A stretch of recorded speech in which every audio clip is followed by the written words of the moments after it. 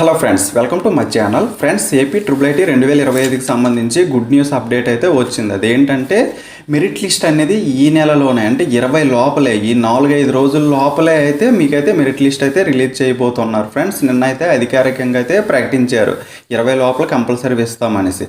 అయితే ఫ్రెండ్స్, రాష్ట్రంలోని 4 ట్రిపుల్ ఐటీల్లో 2025-26 ప్రవేశాల్లో భాగంగా ఈ నెల 10వ తేదీన గడువు ముగిసే సమయానికి మొత్తంగా ఎన్ని దరఖాస్తులు వచ్చాయంటే 50,541 దరఖాస్తులు అయితే వచ్చాయని ఆర్జీయూకేటీ రిజిస్టర్ ఆచార్య సండ్ర అమరేంద్ర కుమార్ అయితే మంగళవారం అంటే నిన్న తెలిపారు.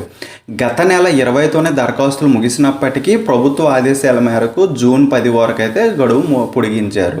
నిన్నటితో అయితే క్లోజ్ అయిపోయింది అప్లికేషన్ చేయడానికి. అయితే గతంలో వచ్చిన వాటికి అదనంగా 1340 దరఖాస్తులు వచ్చినట్లు ఆయన తెలిపారు.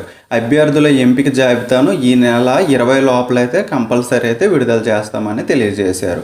అలాగే రాష్ట్రంలోని ఈ RGUKT United Way of Hyderabad EWH సంస్థలు మంగళవారం ఒక అవగాహన ఒప్పందాన్ని అయితే కుదుర్చుకున్నాయి.